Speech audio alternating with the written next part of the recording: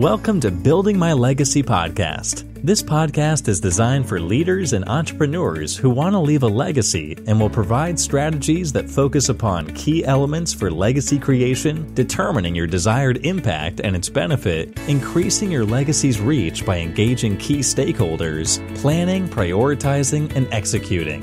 Here's your host, Dr. Lois Sonstegard. Hi, everybody. I'm Lois Sonstegard, and I am here today with Sajid Islam. And I am so delighted to bring him to you because he has done some very interesting things outside of what he's doing professionally. So he has his career. He works in terms of developing the career that he has here in the U.S., but he also has put together an incredible process to give back to his home community in Bangladesh.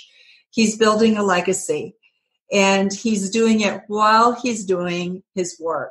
He's not waiting until he's retired. And so I find that just really exciting. And many people will ask me, when do you begin to start building your legacy?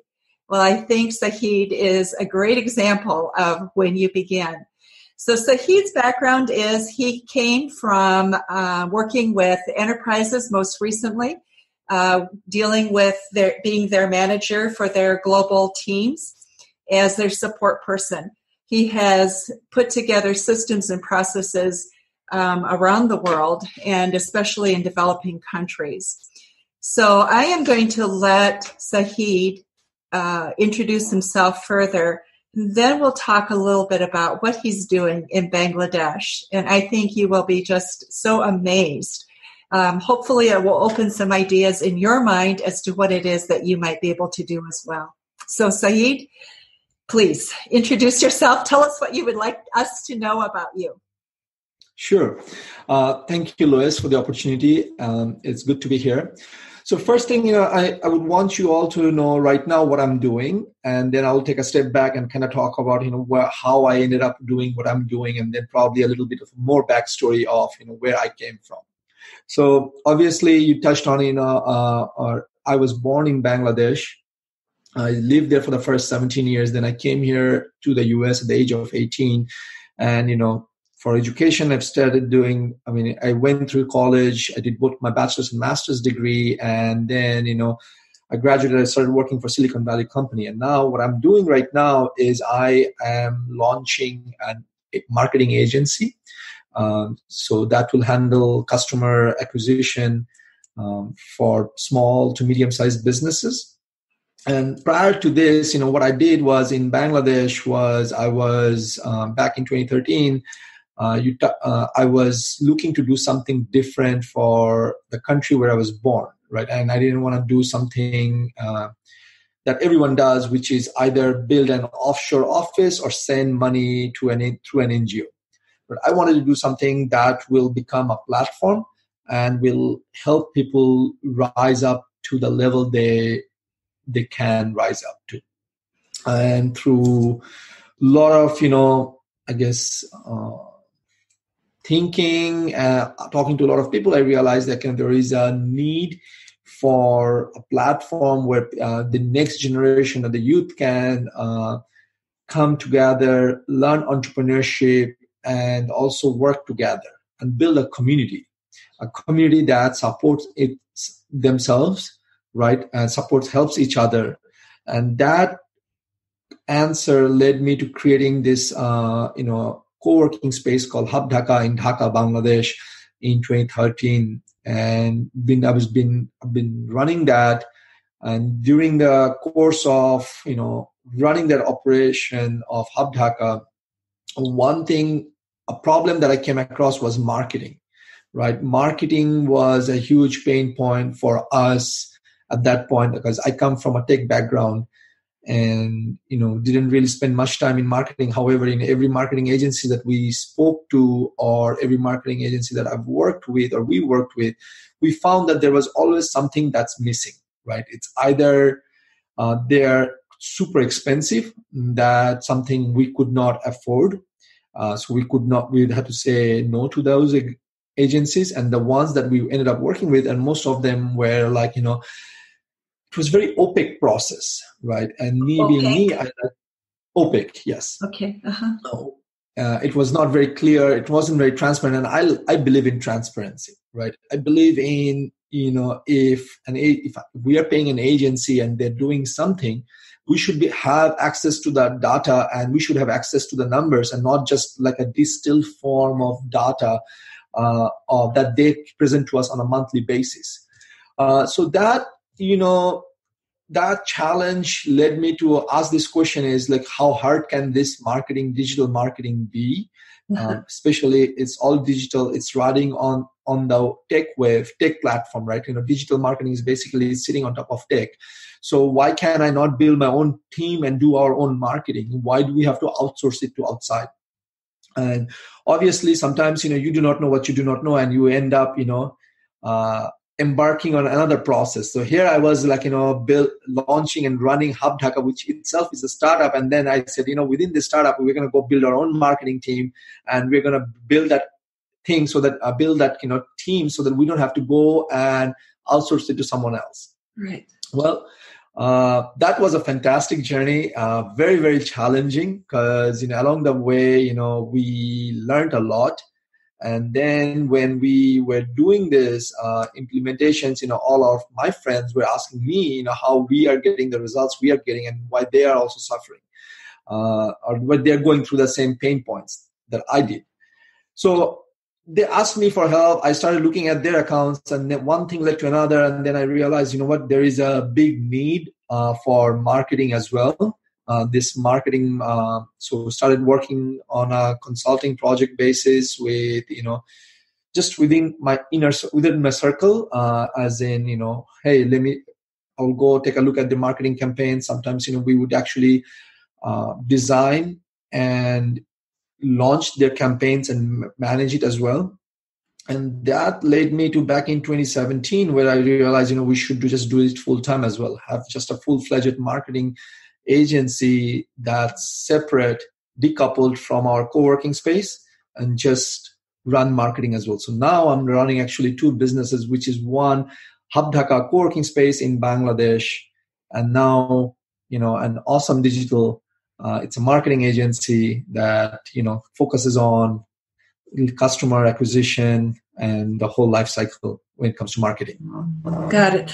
So Hub Dhaka, is it a marketing company? What does it do? So Hub Dhaka is it's a co-working space. So co-working space, if I were to, to explain to you a little bit, it's similar to, if you're familiar with WeWork or any of this co-working shared workspace environment, which is oftentimes people want to startups or small entrepreneurs or independent professionals would like to work in an office space, in an office environment, because they don't want to be surrounded with other similar people.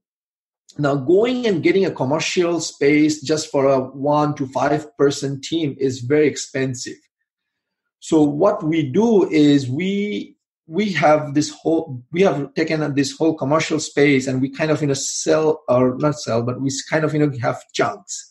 So if you have a 3 person team, you take a 3-desk office, so that way you are still part of a bigger community surrounded by entrepreneurs or other professionals, but yet you didn't have to break the bank when it comes to getting a commercial space, furnish it, manage it, and things like that. Got it. So what do those people do? Do you help them also with the work that they develop? Or what is the process? I mean, what brings them to want to work in a hub environment?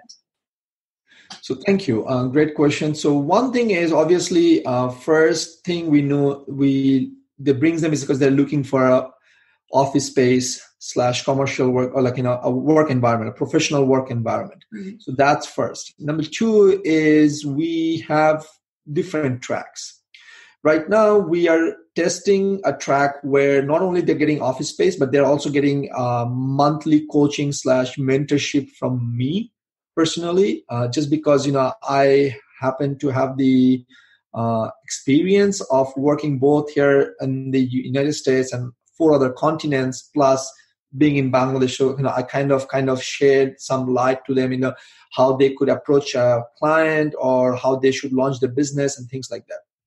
The other program that we have done and we do sometimes is we do a pitch contest or an entrepreneurship program where we would probably, select a group of entrepreneurs, and then we would run them through a 6 to 8 weeks course where we teach them everything from market research to, marketing to, finding,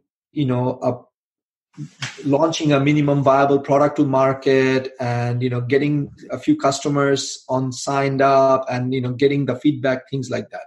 So that's like what we call it a mini accelerator program where we bring in entrepreneurs or people who are looking into entrepreneurship. We kind of guide them.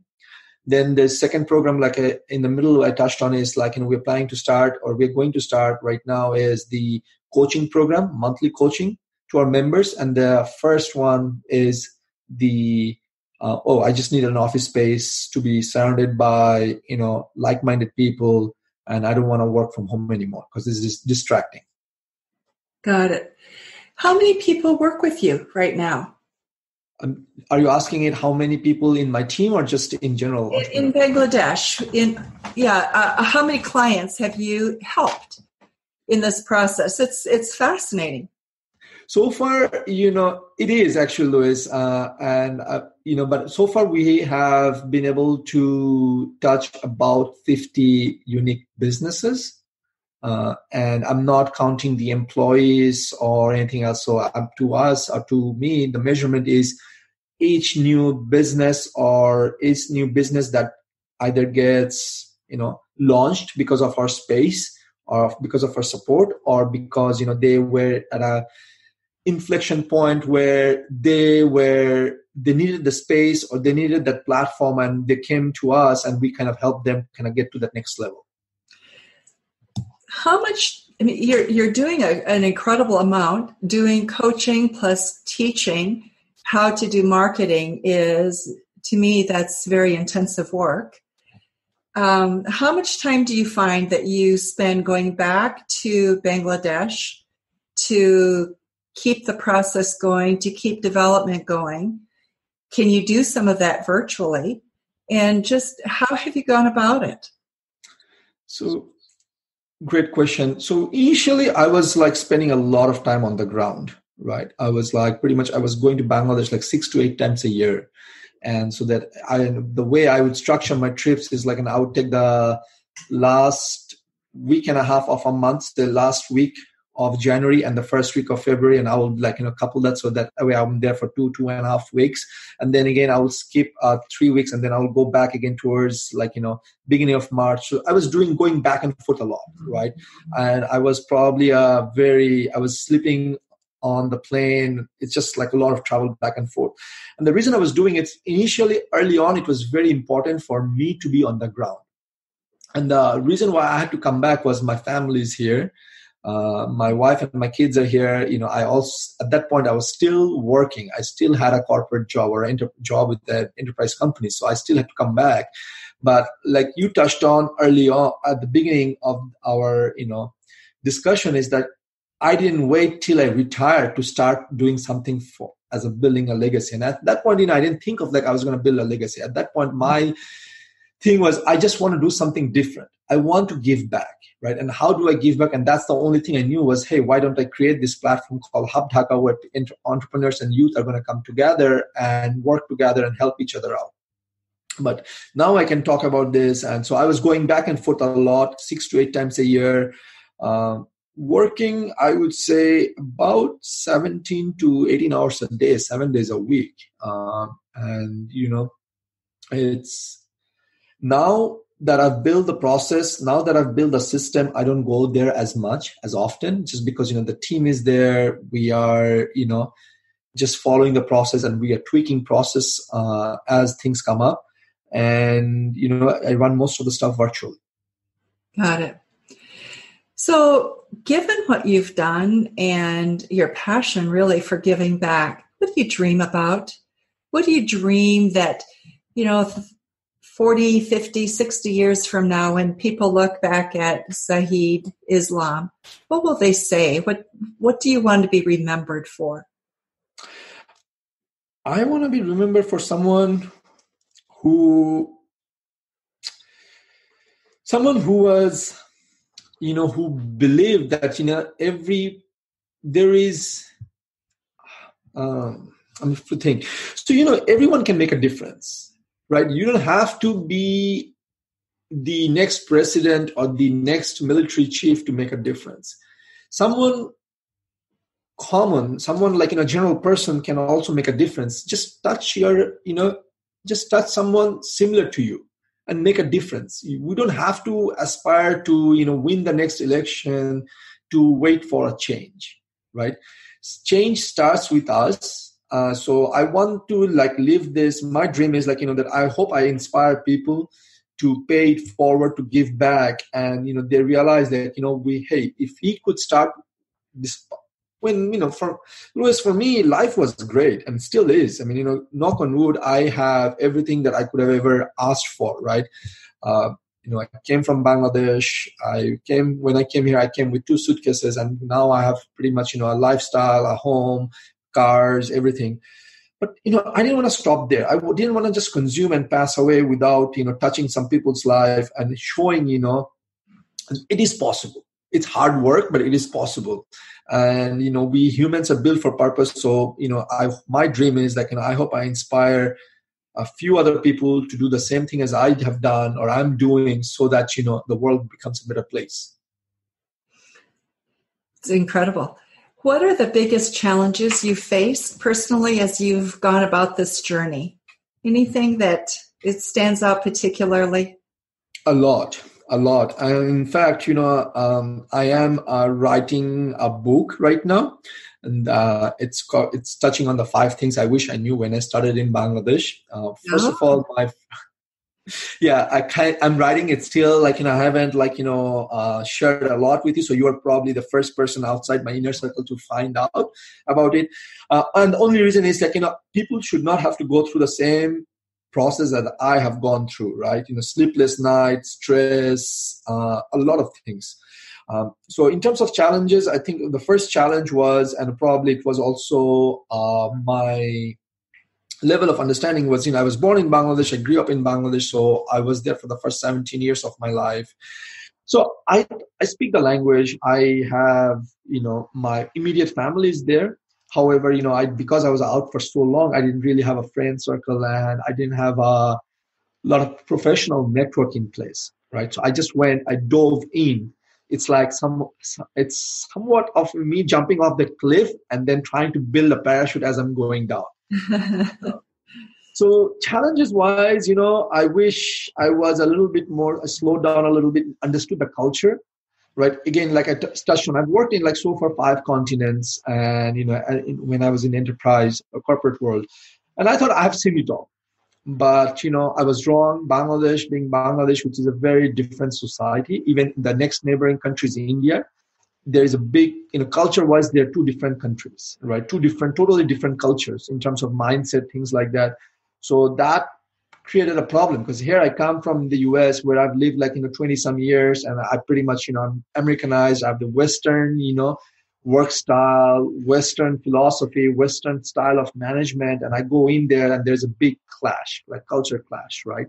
And people in Bangladesh do not generally say things out in your face like we may see here in the US. So people kind of stay quiet. They don't like to raise their hands, share things. So there was a big learning curve right there, right? So that was a challenge. The other thing is, there are not enough system and processes in the country itself just to get things done. Takes a while.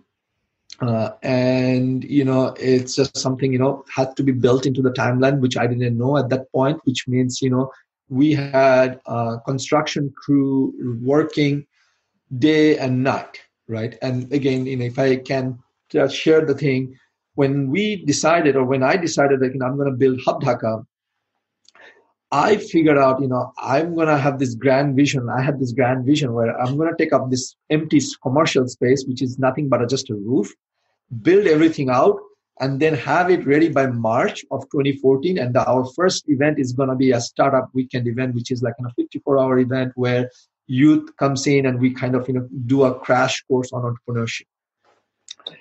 So not only, I think I have a bad habit of, biting more than I can chew, or probably me saying things, and me kind of saying, oh, I'm going to do this, and we announce it, and then, I'm like, I'm on the hook and I have to do it.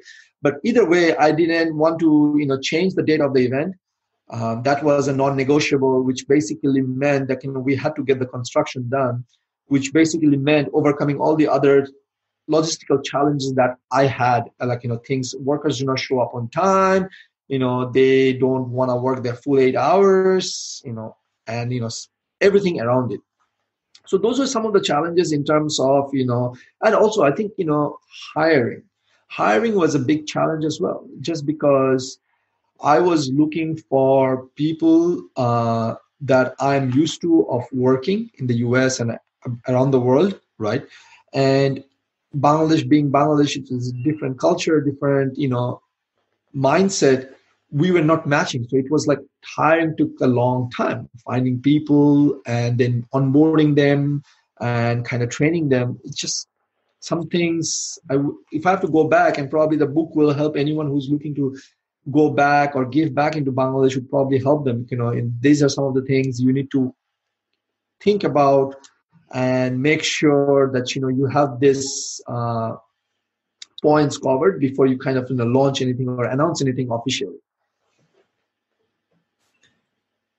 Always there's a learning, isn't there?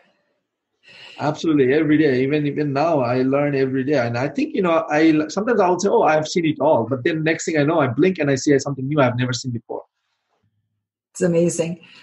So we have talked for some time now. And before we end, I just would like to know anything else that you would like to share about your experience or about building a legacy, a process that you use, or what you would like to leave as thoughts for people to think about. Right.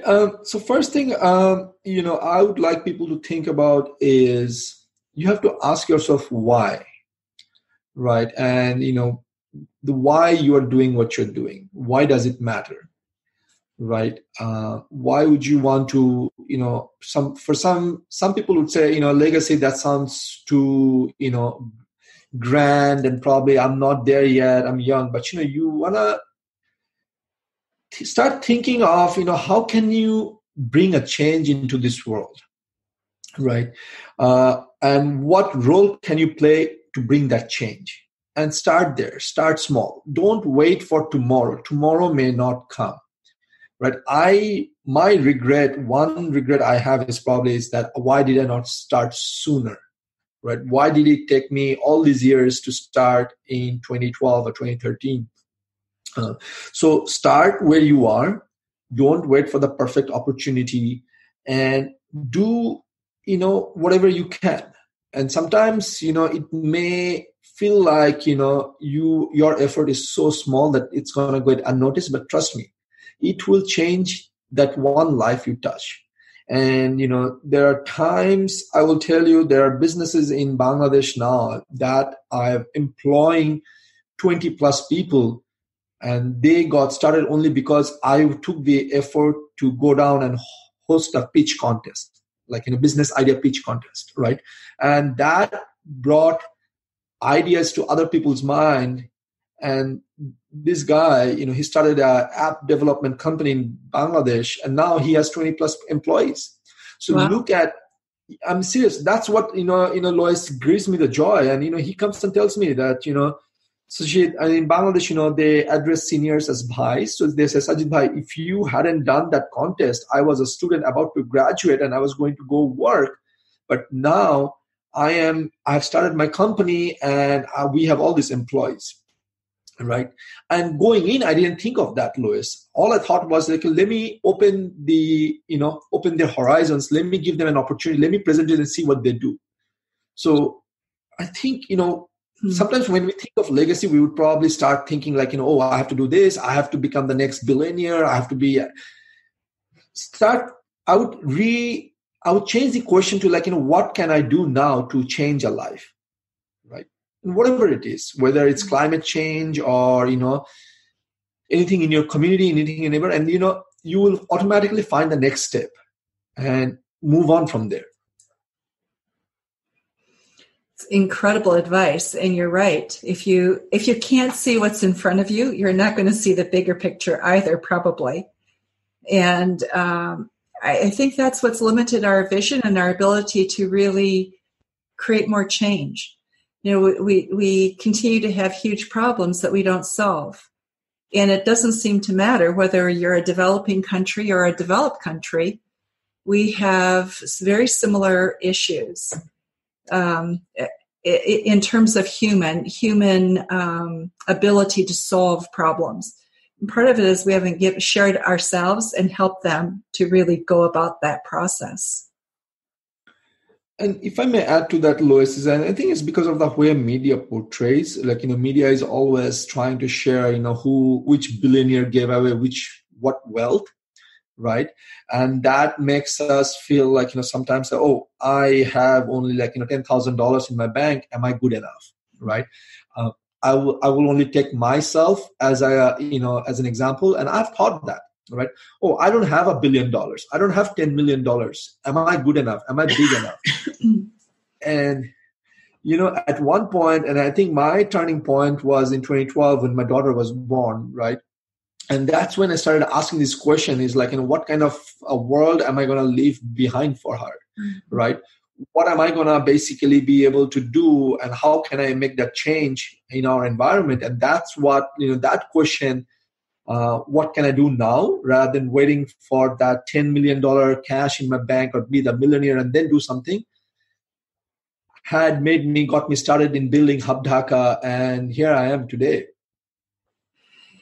Sajid, thank you so much. Your comments, I think, are so wonderful in terms of helping people begin to think, when do I start thinking about legacy? How do I do it? And for you just plain started. And I mean, it's one step at a time, isn't it? And you just simply do it. So thank you so much for your time today, for your thoughts, and thank you for the work that you're doing. Thank you, Lois. Thank you for giving me the opportunity again. You are welcome. So we will see you on our next podcast. And if you have questions or would like to get in touch with Sajid or have comments, questions that you would like to have addressed, simply send us an email and we will be glad to make that connection for you. Thank you so much for listening to this podcast today. You've been listening to Building My Legacy podcast with Dr. Lois Sonstegard. To book your appointment with Dr. Sonstegard, visit www.buildtomorrow.com.